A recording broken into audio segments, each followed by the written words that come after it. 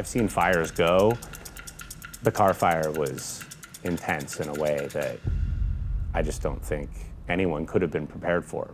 I feel like it took a few days after the fire hit for us to all fully come to terms with what actually happened, because there were so many fires going on in the Bay Area and the North Bay Area at that time that we heard about destruction, but I think until someone went up in a helicopter and we saw just that entire community flattened and leveled to the ground, I don't think it really hit anybody what really happened there. It's undescribable, the things that fire can do, not only to neighborhoods and forests, but to to the men and women that are fighting them and those that are caught, in the flames. The moment that KRCR got knocked off the air, I was like, I gotta go. I gotta go up there. Those are my friends. Those are my family members, and like people that have made me who I am today.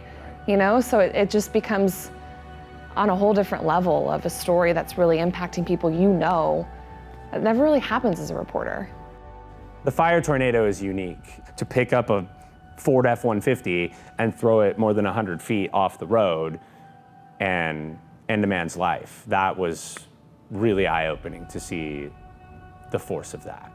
And I can't even imagine what it was like standing there when it was happening, but to see the metal wrapped around the trees there, to see, high-tension power poles just crumpled, it really was eye-opening. When you're seeing just the magnitude and the power and the speed of the fire, just seeing a tree blow up in front of you, I think those moments that make you feel so tiny and vulnerable as a human being, those stick with me. It makes you feel small. It puts you in perspective that, when that fire burns through that area, if it was my house, if I were to get caught in that fire, if I were to die in a fire, life would continue. It would go on without me in a blink of an eye, and that fire would just keep on going.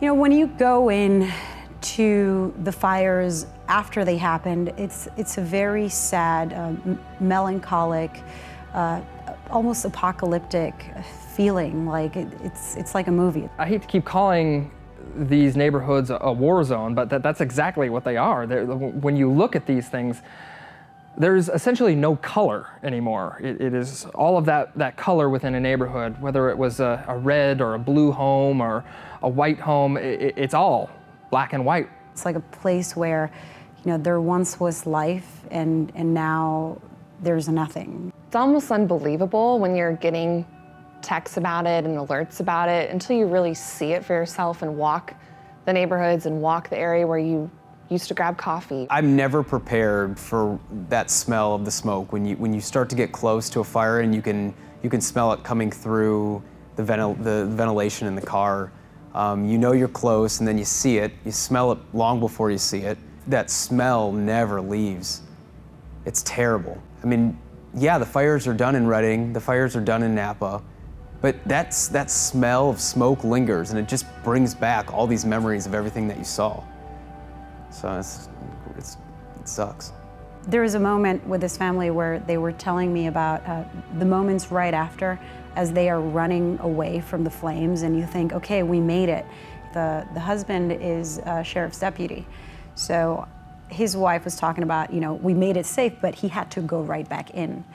And at that moment, the way she described it, she basically said, I told him, you better come back because his family won't work without you. And she was tearing and I was tearing. When we found out, that a Redding firefighter died, of course we were trying to figure out who it was, and I know like 30 of them, and happened to know Jeremy. So sometimes I just have to take a moment after a story and just cry, or just call my mom, or just write it down or something, because really, you're right, it's tough. I was at homes I didn't even want to show because you could see the car still in the driveway, and maybe I knew them. I may have.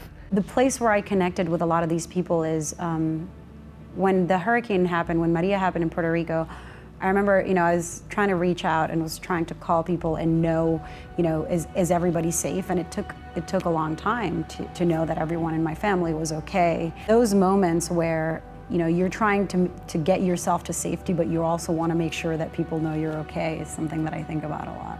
The time that I felt most at danger around fire was actually going with Adventure Dan Ryant. He goes deep, deep within the woods and into these areas that really only have one inlet and one outlet. And you are warned when you go in there, there is no one that can save you. So we have to drive over down trees. And the thing is that, you know, we were driving over smaller trees that progressively got bigger. And every time you get over those trees, I'm not sure that we can get back out that way. So when you go over that, definitely your heart starts pumping. You start feeling like maybe this isn't a good idea. I think we can all, agree that the fire behavior in California is just more accelerated. And they're more destructive and burning faster and quicker. What we're seeing now with these wildfires is that it's not just in the east rural areas. This is in any community. It could happen to anybody, it feels like. It could happen to any nice suburban neighborhood. Well, just look at Coffee Park in Santa Rosa. That fire jumped the 101 and went right into a neighborhood that's a subdivision. And then look at the Lake Redding neighborhood, right next to the Sacramento River, close enough to a wildland area, but that area has never seen a fire like that. So I just think those are two prime examples that if you live in a subdivision, you're really not protected. The fire season now turning into a fire year is what Cal Fire describes it as. A year ago in December, we saw what was at the time the largest fire in California history in LA in the middle of winter. And then, of course, now we've had another largest fire. 6 months later, it already got beat. But it's because it's just nonstop. It's happening now. The worst case scenario is just starting to set on. This new normal, according to the fire scientists, is we're just getting a taste. We're in for a lot more of this. Going there and showing the images, if you don't document it, especially in this day and age, essentially it didn't really happen. So that's kind of my thought, is if we catch the images, if we catch the emotion on camera, then that moment in time happened. I want to give them something that they can sit down and their jaw hits the floor. Some stories are so important to tell that we will do anything necessary to get it. Even if that means facing a little bit of danger, to let our audience know what's going on. And I'm grateful for that.